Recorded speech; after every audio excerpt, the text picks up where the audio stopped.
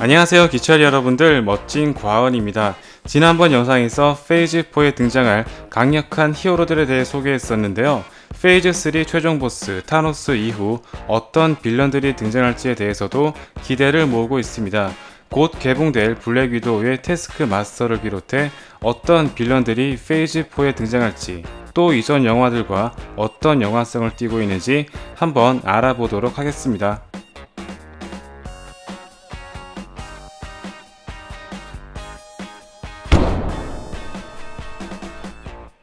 시빌워에서 감옥에 갇힌 뒤 풀려난 지모입니다. 아마도 핑거스냅 사태 이후 혼란해진 틈을 타 탈출한 것 같은데요. 이미 팔콘과 윈터솔저 뿐만 아니라 블랙팬서와도 관계가 깊은 인물이기 때문에 여러 히어로들로부터 표적이 될 것으로 보여집니다. 특히 지모가 탈옥함으로써 드디어 본격적으로 썬더볼츠의 결성을 조심스레 추측해 볼 수 있습니다. 원작에서는 지모에 의해 창립되었으며 이후 리더와 멤버가 수시로 교체되었는데요. 아직 살아있는 어보미네이션, 저스틴 해머, 고스트, 그리고 인크레더블 헐크에서 배너의 혈액으로 인해 변이가 시작되었던 사무엘 스턴스가 유력한 멤버로 지목되고 있습니다. 그리고 블랙 위도우에서 모습을 비추게 될 또 한 명의 비밀스러운 멤버가 등장을 예고하고 있는데요. 딱히 이렇다 할 빌런이 없었던 시빌워의 최대 흑막을 꼽으라면 단연 지모와 함께 로스 장군을 빼놓을 수 없습니다. 인크레더블 헐크에서 처음 모습을 비춘 뒤 이어지는 블랙 위도우 솔로 무비까지 등장하게 되었는데요. 인크레더블 헐크에서 슈퍼 솔저 프로그램을 위해 배너를 속여 지원하게 만들었으며 시빌워에서 소코비아 협정을 적극 추진하고 갈등을 부추기는 등 여러모로 어벤져스를 불행하게 만드는 고약한 일들을 일삼아 왔습니다. 특히 원작에서 로스는 레드 헐크로 변신하여 썬더볼츠 리더로 활약하기도 했었는데요. 앞에서 언급한 어보미네이션, 사무엘 스턴스, 그리고 토니와의 관계도 상당히 밀접한 연관성이 있는 인물이며 블랙 위도우 솔로 무비가 시빌워와 인피니티 워 사이를 다루고 있는 만큼 로스 장군의 음모에 대항했던 시크릿 어벤져스의 뒷이야기가 그려질 가능성이 크다고 볼 수 있습니다. 혹시 다음에 소개할 빌런까지 로스 장군과 연관성이 있는 건 아니겠죠? 블랙 위도우가 상대해야 될 빌런 태스크 마스터입니다. 원작에서 이름은 토니 마스터스이며 문나이트와 스파이더맨, 데드풀과의 대전에서 패배한 적이 있었기 때문에 페이즈4에 등장할 문나이트를 비롯한 다른 인물들과의 이벤트 또한 기대해볼 만한 부분입니다. 지금까지 공개된 정보에 의하면 레드룸을 컨트롤하고 있었던 총책임자였으며 캡틴의 방패, 블랙팬서의 손톱, 호크아이의 화살을 비롯해 블랙 위도우의 무술을 섭렵하는 장면까지 등장했습니다. 그야말로 근접전이 주를 이루는 블랙 위도우에게 있어 최대의 난제라고 해도 과언이 아닌데요. 레드 가디언과 옐레나의 도움으로 협공 작전 및 주변의 기물을 이용한 액션이 펼쳐질 것으로 예상됩니다. 특히 로스 장군의 등장으로 인해 앞에서 언급했던 썬더볼츠를 둘러싼 음모가 도사리고 있지 않을까 예상되는데요.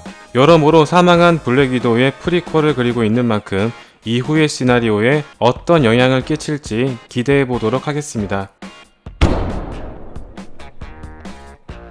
감독의 인터뷰로 인해 벌처와 스콜피온의 등장이 확정되었습니다. 특히 벌처는 소니에서 제작 중인 모비우스에 등장하기 때문에 두 회사에서 만든 영화가 같은 세계관임을 입증했는데요. 이로 인해 베놈까지 등장하게 된다면 본격적으로 시니스터6의 큰 그림이 완성되게 됩니다.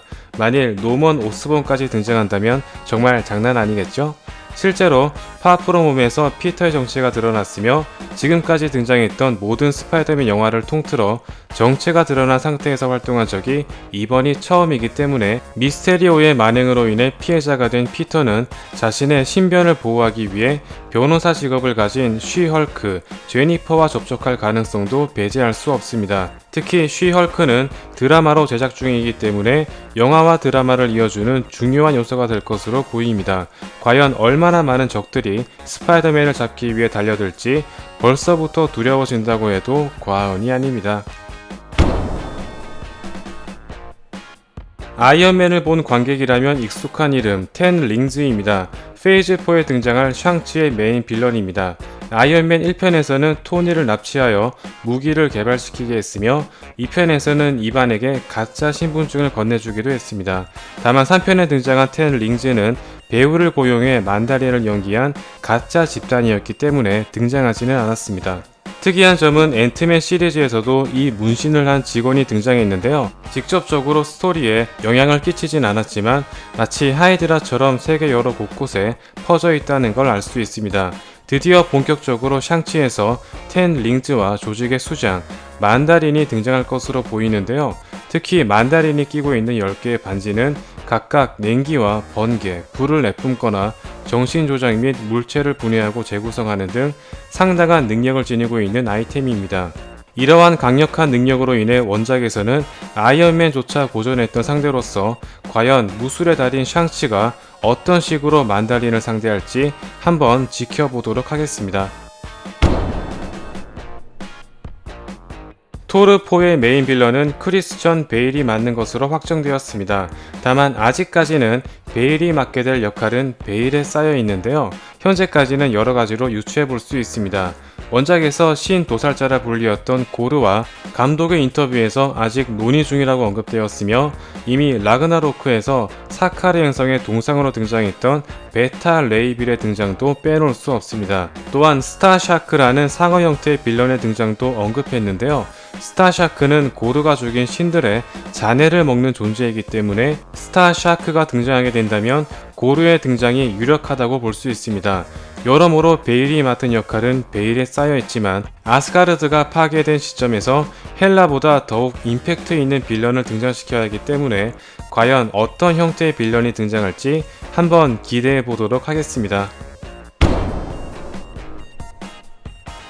닥터 스트레인지2의 메인 빌런 나이트메어입니다. 멀티버스를 다루는 스트레인지의 세계관에서 꿈이라는 것은 또 하나의 다른 차원을 의미하고 있습니다.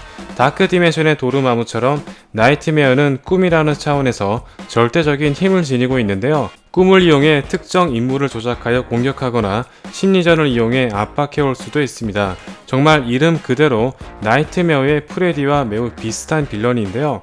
주인공들의 꿈을 이용해 살인을 저지르는가 하면 심지어 아직 태어나지도 않은 뱃속의 아기에게도 영향을 미치는 등 소름 끼치도록 정신나간 연출력을 보여주었습니다.